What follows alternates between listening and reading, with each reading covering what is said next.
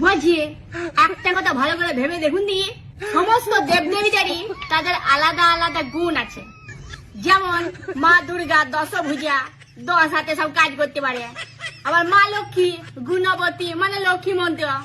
আর মা সরস্বতী মাথায় অনেক বুদ্ধি মানে বুদ্ধির দেবী আর কি। কিন্তু এই শ্বশুর ঘরের লোকগুলা ঘরে মা লক্ষ্মী নিয়ে যাচ্ছি বলে তার মধ্যে সব দেবীদের গুণ খুঁজবে। যেমন দশভুজার মতন কাজ করতে হবে, লক্ষ্মীমন্ত বইয়ের মতন চুপচাপ থাকতে হবে, আবার মা সরস্বতী মতন মাথায় অনেক বুদ্ধিও থাকতে হবে। এটা কি করে হয়?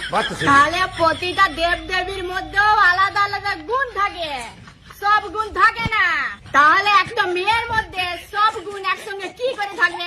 কিন্তু এই শ্বশুর ঘরের লোকগুলা একটা মেয়ের মধ্যে সব গুণ একসঙ্গে খুঁজবে। এটা কি করে হয়? কিন্তু মা কালীর গুণটা কেন চাই না? হ্যাঁ, প্রতিবাদী মেয়ে সবাই চায়, কিন্তু প্রতিবাদী বৌমা হইলেই সমস্যা।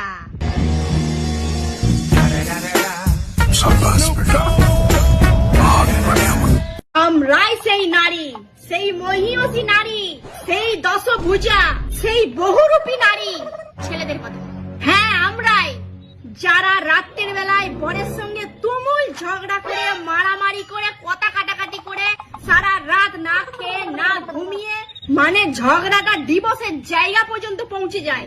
তারপরেও ভোরবেলায় উঠে সেই বরের জন্যই যত্ন সহকারে রান্না করি। আচ্ছা, ছেলেদের এত ক্ষমতা, আর এমনি সময় বড় বড় কথা বলবে, মেয়েরা নাকি ঢং জানে, মেয়েরা নাকি অমুক করে, মেয়েরা নাকি কত কিছুই জানে। তা বলি তোমরা পারবে এত কিছু করে তারপরেও একজনের জন্য রান্না করতে? কারণ রান্না ছাড়া মেয়েদের জীবন নাই। পৃথিবী উলট পালট হয়ে গেলেও একটা মেয়েকে রান্না করতেই হবে। রান্না ছাড়া আমাদের কাছে কোনো অপশন নাই।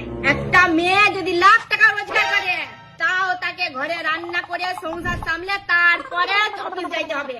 তোমাদের মতন জীবন নয় আমাদের, যে সকালবেলায় উঠবো, বেডটি খেয়ে নেবো, চানটি করে, ইস্ত্রি করা জামাটি পরে, বাড়া খাবারটি খাইয়ে আর অফিস চলে যাবো।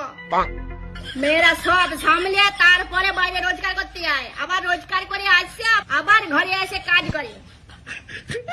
পারবে নাকি তোমরা এত কিছু করতে? অসম্ভব। সবাই আমার বর থেকে বুড়া বলে, আমার সবাই এটাও বলে যে আমি এই বুড়া লোকটার মনে ঢুকলাম কি করে।